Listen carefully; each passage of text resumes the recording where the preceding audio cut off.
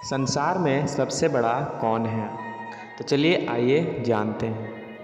एक बार अर्जुन अपने सखा श्री कृष्ण के साथ वन में विहार कर रहे थे। अचानक ही अर्जुन के मन में एक प्रश्न आया और उसने जिज्ञासा के साथ श्री कृष्ण की तरफ देखा। श्री कृष्ण ने मुस्कुराते हुए कहा, हे पार्थ, क्या पूछना चाहते हो? पूछो। अर्जुन ने पूछा, हे माधव, पूरे ब्रह्मांड में सबसे बड़ा कौन है?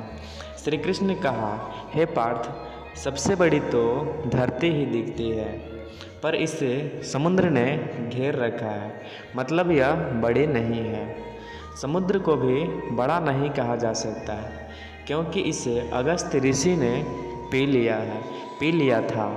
इसका मतलब अगस्त्य ऋषि बड़े हैं, पर वे भी आकाश के एक कोने में चमक रहे हैं। इसका मतलब आकाश बड़ा है, पर इस आकाश को भी मेरे वामन अवतार ने अपने एक पग में नाप लिया था। इसका मतलब सबसे बड़ा मैं ही हूँ, पर मैं भी बड़ा कैसे हो सकता हूँ? क्योंकि मैं अपने भक्तों के हृदय में वास करता हूँ, अर्थात सबसे बड़ा भक्त है।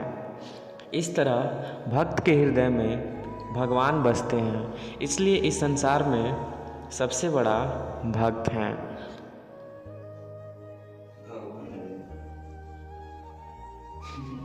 अपने इस कहानी में मैं यही कहना चाहता हूँ कि ईश्वर कभी भी खुद को बड़ा नहीं कहता। ईश्वर भक्त के मन में वास करते हैं।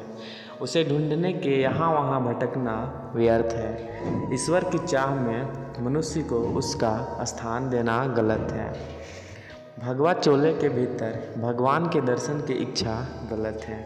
ईश्वर सभी के भीतर हैं। अपने कर्मों के मार्गदर्शन पर ले जाना ही ईश्वर की भक्ति है। उसकी चाह में खुद को धोखा देना ईश्वर को धोखा देने के बराबर है। मनुष्य ईश्वर से डरता है, जो कि अर्थहीन है, क्योंकि ईश्वर भक्तों को आशीर्वाद या दंड नहीं देता, बल्कि मनुष्य के कर्म उससे आशीर्वाद अथवा दंड बनाते हैं। मनुष्य का जीवन उसके कर्मों से तय होता है। ईश्वर मनुष्य का मार्ग नहीं बनता।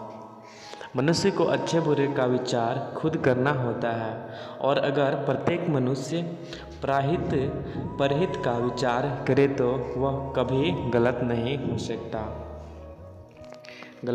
होता। तो दोस्तों, आपको ये स्टोरी कैसे लगी?